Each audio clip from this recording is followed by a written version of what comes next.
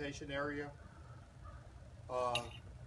Apparently the young lady and the dog got too close to a lagoon, and alligator attempted to attack her dog.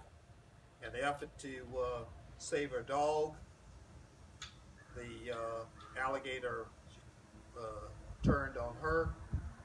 The dog was not injured. The alligator apparently made contact what we think is with a leash that she had the dog on, and dragged her approximately 14 feet into the lagoon. It was witnessed by a grounds worker as well as a neighbor. Also heard her hollering for help. Her body was recovered from the lagoon. We have a autopsy that's being scheduled at the Medical University of South Carolina, and that's where we stand now. It's a very rare occurrence, and one that we hope we will not witness again. At this point, I'll turn it over to Department of Natural Resources, South Carolina DNR. I'm Sam Chapelier, SAM CHAPPELEAR. I'm the Assistant Chief of Wildlife with the Regions 2 and 4 with the South Carolina Department of Natural Resources.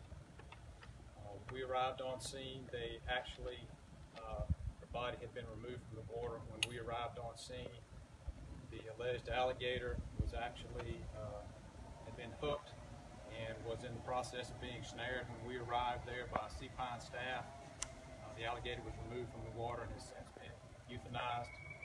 We will obviously do a necropsy on it at some point later today or tonight. The alligator was approximately 9 foot 2 inches long, and as the coroner said, it appeared that the alligator was after the dog, and in an attempt to free her dog from the alligator, the deceased was basically pulled into the water by the alligator. So the dog got attacked? The dog is fine. It appears that the alligator grabbed the leash instead of the dog, and it was some sort of a basically tug of war with her trying to get the dog back via the leash, and in turn the alligator drugged her and the dog into the water. So they weren't near the water at all to begin with? We think they were very near the water. About how many feet? It appears they were at the water's edge, best we can tell. There's not been a fatality since '07. However, there's been several alligator attacks since, but they haven't gotten to the point of a fatality. Why did this result in a fatality? Correction there as far as fatality goes. We've had 2 fatalities from alligators in South Carolina. One in 2016, and unfortunately this one today. Basically today, again, we have to wait on the autopsy result to determine the cause of death, and the coroner can answer to that.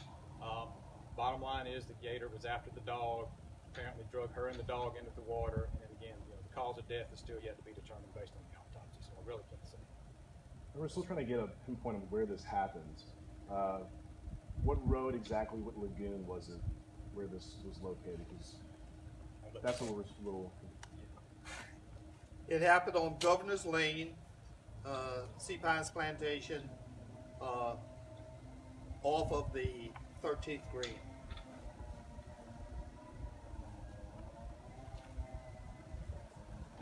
Had Sea Pines reported this alligator being aggressive in the past? I mean, I'm sure they kind of stay in one lagoon, don't they? They can move around from lagoon to lagoon. Actually, Sea Pines, how this works with our agency is we issue nuisance tags and permits to subdivisions and homeowners associations. Sea Pines does have tags and a nuisance permit to remove any alligators they deem necessary from their properties as they see fit. To answer your question, I don't know. You'd have to talk to someone at Sea Pines to see if they've had any complaints on that alligator. So all these alligators on the property, are they currently tagged, or are they just wild animals that are in there? They're wild animals. Okay, I wasn't sure. Is it the responsibility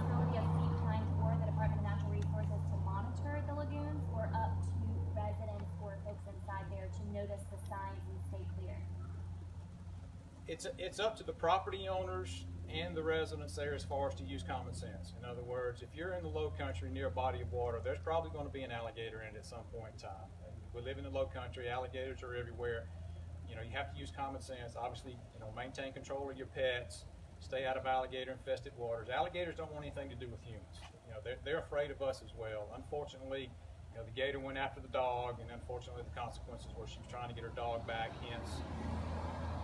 Now, normally we always see the signs that are telling people not to feed the alligator, but in this instance, this woman wasn't feeding the alligator. She was simply walking her dog. Where do you think that connection kind of lies there? You know, are alligators usually prone to going after dogs or cats or different animals or anything? Talk to us about that. Alligators will very aggressively go after a dog, especially if it's at the water's edge or in the water itself. That's why we tell folks, you know, maintain control of your pet anytime you're around water. The dog gets in the water, an alligator's going to be very aggressive in going after that dog. Typically, they don't come up on land to go after their prey because an alligator's going to stay in the water where he's comfortable at as far as taking prey goes. So typically, if it's in the water, then it can create a very dangerous situation, obviously. Coroner, any information you can give us on Cassandra? Did she live by herself? Did she leave children behind? I spoke to her husband, who's out of the area. He's in the process of returning. They have no children, or he indicated that she did not have any children. You know, our thoughts and prayers are with Mr. Klein, as well as their neighbors and other family members. We have heard that Miss Klein was a teacher. Have you all been able to confirm that?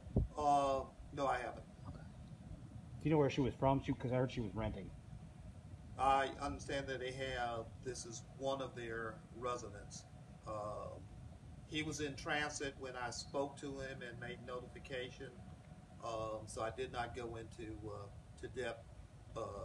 You know, being sensitive to the tragedy that's happened with him, I will be making contact with him. He's supposed to try and get back into the area, get a flight later tonight, and I'll have other contact with him once he's back in the area. Sam, do you have any idea about the numbers, about how many alligators are within this South Carolina region and within this area or in the Southeast in general? I don't. It's really hard to put a number on alligator numbers. Obviously, you know, they're all along our coast. Again, they've been here. People have learned to adapt to live with alligators because, as I mentioned before, if there's water here, there's going to be an alligator in it. And just use common sense, be cautious. Don't feed an alligator. Obviously, folks, if they feed alligators, they become accustomed to humans, and that in turn creates potential issues. And, you know, by all means, keep your pets out of the water. That area, some of us were there this morning. There was a lot of joggers and a lot of people walking their dogs, kind of like Cassandra was doing this morning. And some of them were kind of close to the water. What would you tell those people who are still, even this happened this morning, what would you tell them to continue walking or stay clear from the water, or what would you tell them? Yeah, just stay away from the water. You know, keep your dog on a leash. Don't let it run free. Obviously, don't let it go in the water. Don't throw objects in the water for it to fetch. You know, stay on the walking trails. They're there for a reason. That's why the walking trails and roads are there. Stay on those. And again, if you see anybody feeding an alligator or see any type of aggressive behavior by an alligator, if you're in Sea Pines, for instance, you know, notify them immediately. I'm sure they will respond. And again, if you see anybody feeding an alligator, you know, that's against the law. We do aggressively pursue that. So they're free to call 911 or Operation Game Thief number to report that, and we'll follow up on that as well. What's that number? 1-800-922-5431. I'm good. Anything else? Yeah. Not at this time. Just ask that you, again, be aware of your surroundings. Keep this family in your prayers. It's an unfortunate situation, but again, you know, it's a part of nature. Thank you, guys. Thank you. Appreciate it.